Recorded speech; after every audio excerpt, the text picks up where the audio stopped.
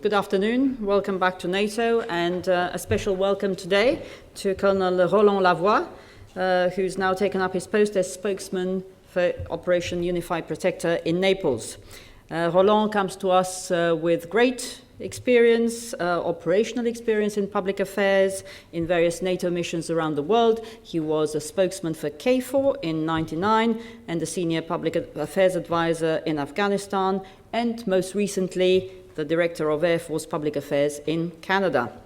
Roland will provide us with an operational update in a moment, and also on an operational note, this briefing is being made available in Arabic for media and publics in Libya and the rest of the Arab world. As you know, there have been significant political developments in the last week. On Friday, the Secretary General was in Istanbul, where he met Prime Minister Erdogan and the Foreign Minister Davutoglu. He also took part in the fourth meeting of the International Contact Group on Libya. The meeting took place at a key moment, and the contact group has a key role to play. While NATO is continuing its work on the military track, it's particularly important to show continued determination and momentum on the political track. And it's also important that the international community speaks with one voice and delivers one clear message. NATO supports the initiative to develop a roadmap for a democratic and free Libya. The Secretary General in Istanbul stressed that any ceasefire among the parties must be credible and verifiable and with clear conditions. Otherwise, he said, we would risk a rebound of violence.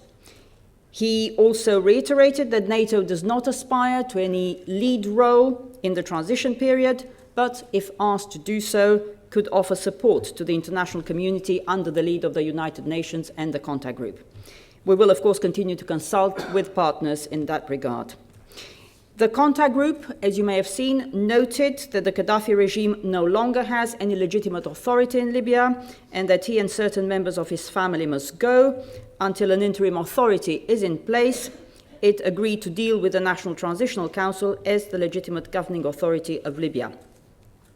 The chair's statement of the contact group also appreciated the efficient and effective role played by NATO's Operation Unified Protector in the implementation of United Nations resolutions and welcomed the extension of our operations for another 90 days.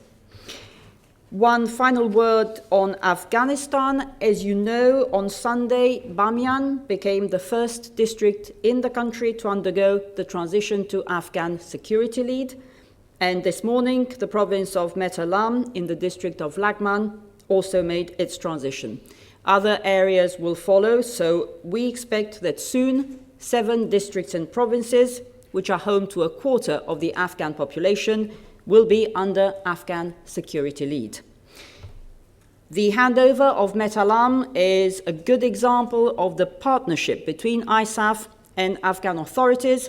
The Afghan government showed leadership by proposing this area for the first wave of transition, and that is the way it should be, because transition is about Afghans taking the lead.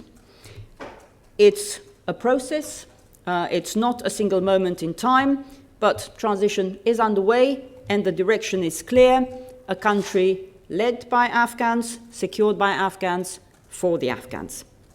And with that, I'll hand over to Roland in Naples for our operational update on Libya. Roland.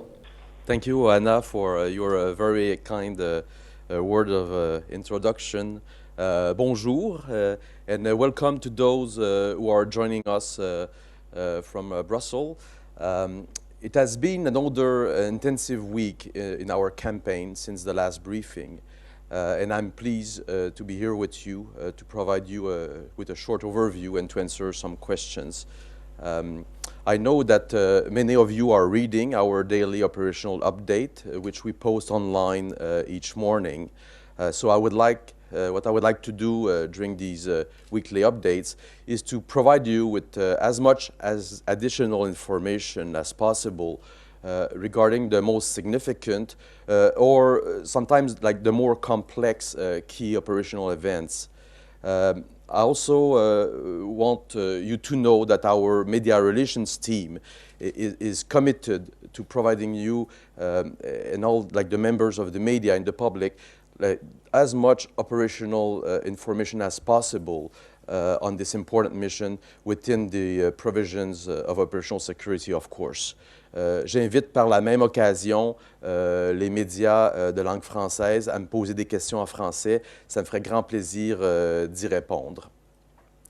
Since the last occasion you were briefed, the situation in Libya has evolved, and we are seeing considerable movements by anti-Gaddafi forces in the east towards Brega and in the area of Misrata.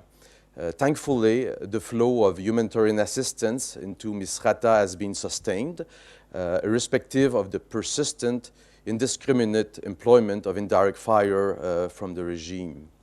The reduction in those weapons and the reduced risk to civilians come as a direct consequence of NATO airstrikes. Now in the Western Islands, the regime has continued to threaten civilians, and in particular using indirect fire to restrict the flow of humanitarian aid against the border with Tunisia. NATO airstrike in the area have focused on securing the movement of humanitarian aid and the protection of civilians in the area, especially in the sectors of Nalut, Zintan, and Al-Gawalesh. Apologies for the pronunciation. We know that the regime forces are still planning attacks and threatening to attack civilians. NATO forces will continue to take actions to protect them whenever and wherever. We are committed to this life-saving mission and determined to conducting it using all available assets in the most flexible, efficient, and versatile manner. Afin qu'il n'y ait aucun doute, l'OTAN a reçu la mission de protéger la population libyenne et est déterminée à la mener à bien. C'est en utilisant tous les moyens nécessaires de la façon la plus flexible et efficace possible. Now I would like to elaborate on the situation at the Tripoli airport, since I was made aware that yesterday pro-Gaddafi personnel brought some media to the airport. Yesterday morning, NATO aircraft struck a key antenna system at the main airport in Tripoli. While the antenna had once been used to control Libya's airspace before the start of NATO's operation, when it was struck, it was clear that it was being used for military purposes. Our intelligence indeed confirmed that the antenna was being used by pro-Gaddafi forces to track NATO air assets in the airspace over Tripoli and to coordinate their own air defense early warning system. This information was used with the intent of coordinating tactical operations against NATO air assets and Libyan civilians. Let me stress that NATO has controlled the Libyan airspace around the clock every day since the implementation of the no-fly zone, using NATO's sophisticated airborne warning and control system, known as the AWACS. Simply put, there's no reason at all for them to control the airspace. It is important to note that having full control over the airspace is a key part of NATO's mandate to enforce a no-fly zone, while also allowing the safe movement of all legitimate humanitarian and diplomatic flights entering Libya. I would like to stress on that specific point that just a few hours after the airstrike yesterday, there was confirmation of a landing and safe landing of Red Cross humanitarian aircraft. And also I would like to stress that our records indicate that 528 flights carrying humanitarian aid have been safely coordinated through the airspace.